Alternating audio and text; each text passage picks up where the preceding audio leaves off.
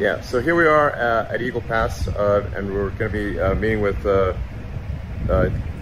sort of the major officials and law enforcement responsible for the border, and you'll hear directly from them and see exactly what's going on for yourself. So with that, let's begin. Yes, I'm Tony Gonzalez. I'm the local congressman here in the district. My district is 823 miles of the southern border, places like Eagle Pass, El Paso, Uvalde, Del Rio. We've been at the epicenter of this border crisis. What I'd really like to share is a lot of my sheriffs and local elected officials are being forgotten. Their stories aren't getting out. Some stories are, but a lot of stories aren't. The first person I'd like to hear from is Randy Brown, who is the sheriff of Medina County. It's about an hour away from, about 100 miles away from here. And Randy's behind us now. You want to come over here, Randy? And Yep. just the question I have is what's happening in your county? This is 100 miles away. And just imagine, like, you're just talking to America here, and people just want to understand exactly what's going on, but assume that people do not know what's going on. Well, you got to go back some time, and whenever the open border policies from the White House kind of got thrown out there, we've been overrun. How long ago was that? Cool. What year was that? 2 years ago. We're on our third year. We've been battling it for 2 years, and okay. So you're saying there's been an open border policy essentially for the past 2 years? It was an invitation. An invitation. That's how I read it. That's how it was told from the White House. So okay. They don't have a clue what's going on here, I don't think, because if they did, maybe they would care. Maybe they wouldn't. I don't know. How does the train impact you? Because the trains have been a big story lately. There's a train just over here. This is kind of where it starts, Elon. Okay. Where you see, all these thousands of people on a train. This is where they're coming through, but it doesn't end here. It just starts here. Yeah. Medina County is where they're going to make it to the big cities like San Antonio. Two major rail lines come through my county, and on those the illegals ride. They actually control the trains because they know how to crank down the brake on the car so that when it passes a heat sensor, the conductor has to stop the train, the illegals get off, the people come to get them, and all the stolen vehicles they're stealing from all over the country. Nearly every one of them's in a stolen vehicle. Okay. So then we get involved, and then they're trespassing on private property. Okay. And when you do get behind the road, they run through fences, they run over equipment. Irrigation stuff is important to the farmers. They run over their equipment, they tear it up. We tear up vehicles trying to hold the line. We're trying to hold the line 100 miles away because the line is not getting held here. Because it's not that complicated to close the border. It really isn't. And that's the aggravating part. I think any sheriff here will tell you the same thing. All right. Well, and just again, just assume that this is really just for the general public, and so we want to just frame the situation because not everyone knows like the magnitude and like is this normal or is it like so just if you could just frame the situation for the general public, that would be helpful. What terrifies me the most is we're seeing historic numbers, 11,000 people coming over daily for the past week. Here in Eagle Pass alone, 2,500 people, over 5,000 people in detention. But what worries me the most is this, in many cases, feels normal. The part that doesn't make it out on some of the news stuff is there is a golf course. We're literally standing in front of a golf course, and you have people playing golf as if it is normal. To the right, you have people that are coming over illegally. I mean, it is upside down. And like Elon said earlier, I believe in legal immigration. I think legal immigration is important. And what happens is when you grant people that have come over illegally these different opportunities, you completely undermine the legal system. I think, like the stuff we were talking about in the car, the magnitude of the situation. The magnitude of it, yeah. So it's like the fact that we are seeing all-time highs in illegal process, and that ramp is increasing. Yes. So these are really important points because the public isn't. I think it's not necessarily clear to the public. Is this normal, or are we seeing an accelerating crisis? It's not getting better. It's getting worse. Last Friday a week ago was a historic number, 11,000 people that came over. Okay. And then on Monday, that number increased. Today is Thursday, and that number increased. We're only going in the wrong direction. This is a week. What happens 2 weeks from now? It's the wrong way. Okay. So basically, we're seeing unprecedented, all-time highs, and increasing, and spreading. Yeah. It's not in just one area. It's not just like it's just one city or one town, and not even one state anymore.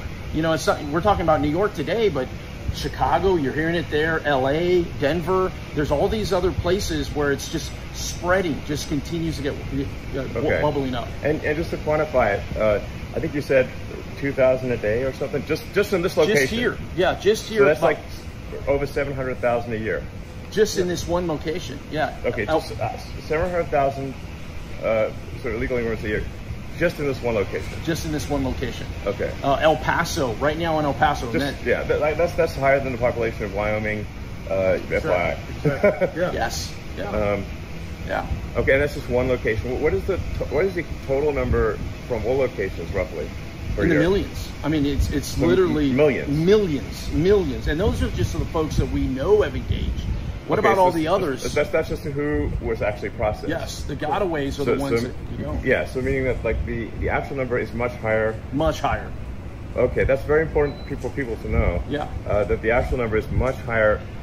Is official number something like 2 million or something? Where is it? It varies, and it depends on who you ask. But I've seen it as high as 2.6 million, and that number just every year for the past 3 years has almost doubled. You know, it was like 1.1, and then it's just doubling year after year. It's compounding year after year because it's not just one part of the world either. It's all parts of the world that are coming.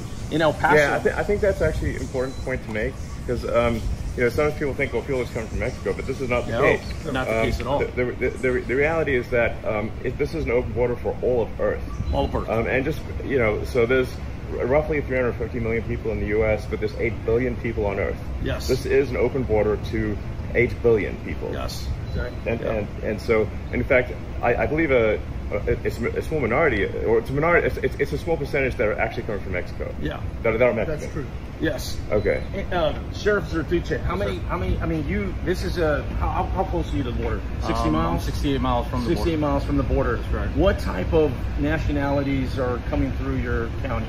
We're seeing anywhere from Honduras, El Salvador, I believe Ecuador, stuff like that, even some Cubans. It's pretty much every country, right? Pretty much every country. Yeah. It's very rare that we see anybody just from Mexico. So, it's actually rare to see anyone from Mexico. And then I'm 68 miles from the border. I'm 80 miles south of here from Eagle Pass. How big is your workforce? How big is the sheriff's office? My patrol staff's only 16 strong. 16 total. Okay. So how many do you have on call at one time? Maybe 2 at the most. Two law enforcement officers to tackle. I mean, some of these counties that I represent, they're the size of states. And they've got 2 or 3 people trying to tackle it all. This is where the local community just feel completely overwhelmed because Border Patrol agents used to be the front line, and now they're here. They're under the bridge. They're processing folks, so they're completely out of the game. So these law enforcement, the local law enforcement officers, are carrying all the weight. My county alone is 1,500 square miles. And right. So that's not possible, really. It's very difficult to handle. Yeah. Okay. And so just it's worth going over a bunch of things that you mentioned to me, which is like there's almost no repatriation. Right. This is another thing that I found surprising. Basically, once somebody gets in, they're in. Yes. There's essentially there's in theory repatriation, in theory flying back. Yes. And I believe you talked to the president of Guatemala and asked him would they take people back, and he said, of course. Yes, I said I'll take every single one of them. Yeah, no problem. No problem. All you got to do is ask call. us. Yeah. Ask, you just call. The White House just needs to call. Exactly. Okay. And every seems like that's like not a difficult thing. Elon, every White House has done that. Okay. Whether it was Trump, whether it was Obama, whether it was Clinton, whether it was Bush, every single White House has had a border issue, and every single one has had to handle it the same way. By essentially going, we can't let everybody in because it's going to overwhelm us. You're gonna abide by the laws, and if you don't qualify for asylum, we're going to send you back. And as soon as you start doing that, it alleviates the stress. This administration hasn't done that yet. Okay, so and just so of the sort of roughly 2.5 million processed illegals, and then it's maybe as much as twice double that or something. I don't know. So gotaways. Yeah. Call it like 4-ish million, maybe 5 million total processed and unprocessed. how many of the 4 or 5 million legal immigrants are sent back to their countries every year? I'll give you an example. Here in Del Rio sector is one of 9 sectors, okay? We're getting about 2,500 people coming over illegally a day. And we are repatriating or sending 0 back. Zero. Zero. So zero is quite a small number. Yeah, exactly. Okay, that's just literally 0. So basically there's no repatriation. What is happening is this is insane. What is happening is at best they will send people to other parts of the border. That's not back to where the country of origin. That's to Laredo or El Paso. Okay. In worst case scenario, and I want to bring in the mayor here, the worst case scenario is where they're at. You bubble to a point where there's nowhere else to send them. So what you end up doing is you release them into the street. Imagine what that does to your local community. This is the mayor of Eagle Pass. Welcome to Eagle Pass. Rolando Salinas, mayor of the city of Eagle Pass. And it's been a rough... Oh, nice town. Oh, thank you. Thank you. Just FYI, in case people are wondering whether Eagle Pass is like a rundown town. It's actually really clean and nice, just FYI. Thank you so much. Yeah. You know, we're a city of 28,000 people, and we've had 19,000. Sorry, so maybe talk to the camera, I suppose. Eagle Pass is a city of 28,000 people. We've had over 19,000 people in the last about 10 days come in, so we don't have the resources. It's like more people are coming in by far, than it's exceeding the population of the town on a regular basis. Absolutely. We don't have the resources to control. Will you talk about the hospital? Absolutely. I think that's a piece that a lot of people are missing. Eagle Pass has 1 hospital. So you have thousands of people visiting this hospital. People are getting frustrated. The safety's taking a toll. People can't get medical care, our local constituents, because they're treating people that are coming in from other countries. There's only so many doctors. There's only so many doctors, only so much we could do. The thing is, they're coming in without consequence, and the word gets out back to the countries, hey, come to the U.S., come to Eagle Pass, come one, come all kind of situation. And it's disappointing that we don't have a reform or we can solve this issue. The other thing about this too, Elon, is it should not be a partisan issue. I get it. The politics in it are lucrative. Exactly. There's certainly a temptation to make it a partisan issue. 100%. Yeah. But this is across the board. I don't care if you're a D or an R, if you vote, don't vote, urban America, rural America, everybody's impacted the same way. When the crisis hits your town, it's like a hurricane. When a hurricane hits you, everybody gets washed out. Sure. And it's no different. So I think there's an opportunity here if we can message it in a manner of, this is about solutions. Hey, I get the finger pointing. It's easy to say why we got here. It's like, how do we just get out of here? And I think there are some real tangible solutions we can get. Okay, so I guess the first part of this video, and I'll take a minute to upload it once this time, is just to frame the problem so that the American people understand the magnitude of the problem, how quickly it is growing, and that there is basically no solution currently being implemented. Yes. Okay, and just to understand, when you're telling me sometimes people coming through are they have gang tattoos and they have the tear tattoo on the part. I'm not sure. Maybe that everyone knows what tattooing a tear on your head on your face means. I visited. That's good. It's not good. It's not good. I visited. Just nonstop. I visited the facility here in Eagle Pass on Monday, and there was a guy that had face and neck tattoos, hand tattoos, and he had teardrops.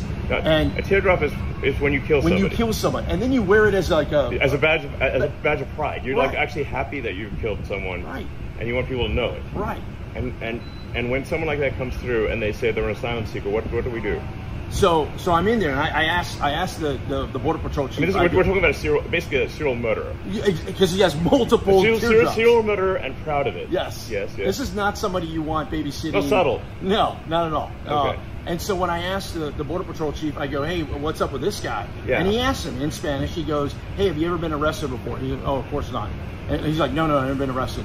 And so what the Border Patrol chief said, he goes, we do not have records from people from Venezuela. Sure. So we can't track, unless they were arrested in the United States, we really don't know who some of these actors are. Many people you'll see are fleeing poverty. I get that.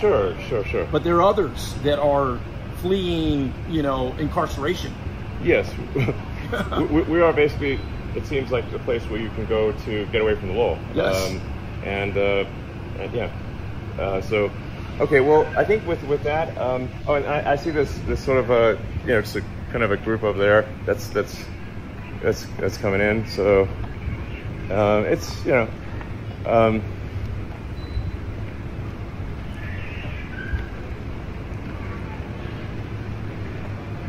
so, you know, this sort of, I don't know if you could really see it. I'll try to switch it around.